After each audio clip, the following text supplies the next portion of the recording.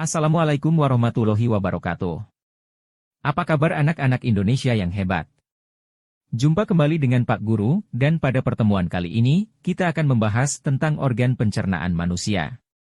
Apa sajakah organ pencernaan pada manusia? Apa pula fungsi dari masing-masing organ pencernaan tersebut? Serta apa pula penyakit atau gangguan pada organ pencernaan manusia tersebut? Nah, untuk lebih jelasnya, ayo simak video ini sampai selesai.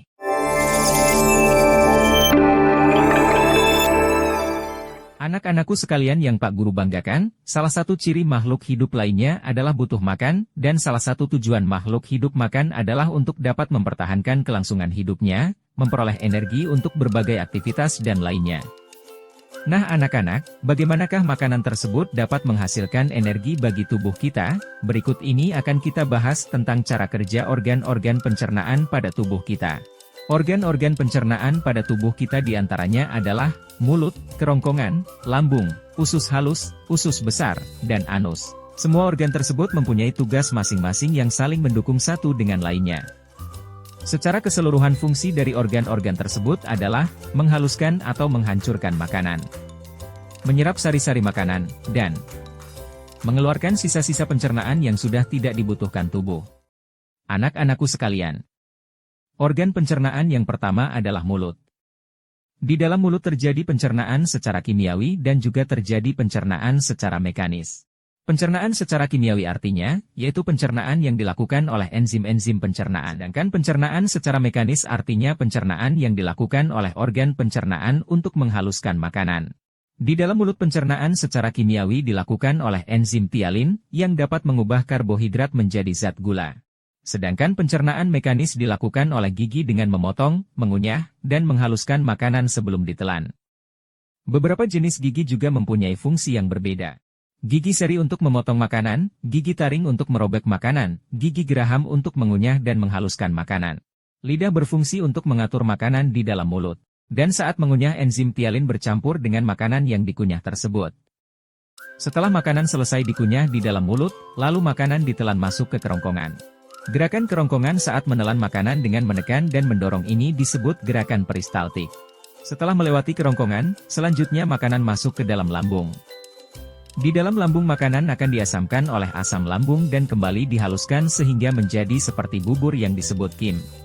Setelah itu makanan yang sudah menjadi halus dan lembut ini dikit demi sedikit akan masuk ke dalam usus halus. Usus halus dibagi menjadi 3 bagian, yaitu usus 12 jari, usus kosong, dan usus penyerapan. Di dalam usus 12 jari terdapat getah pankreas dan empedu. Getah pankreas berguna untuk mempercepat pencernaan. Sedangkan getah empedu untuk mencerna lemak. Dan di dalam usus kosong terdapat dinding usus yang dapat menghasilkan getah pencernaan.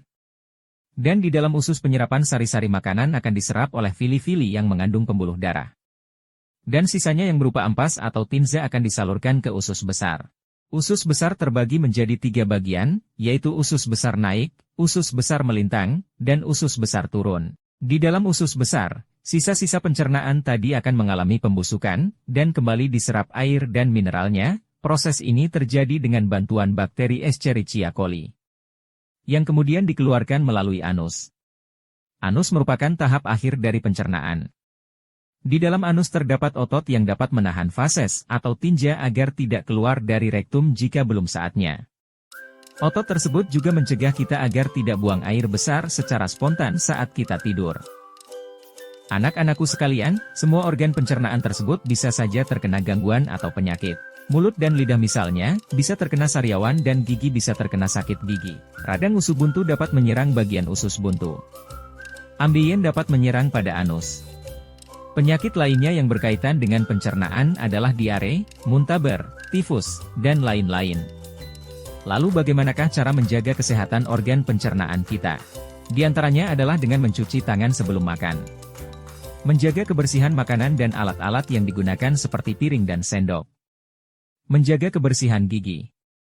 Makan secara teratur. Makan makanan yang bergizi seimbang. Tidak berbicara saat mengunyah atau menelan makanan. Demikianlah anak-anak pembahasan kita kali ini tentang organ pencernaan manusia dan juga fungsi dari organ pencernaan tersebut.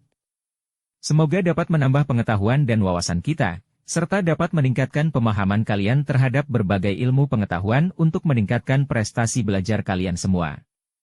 Jangan lupa untuk menyimak video-video lainnya dari Bang Nurdin di channel ini. Terima kasih. Wassalamualaikum warahmatullahi wabarakatuh.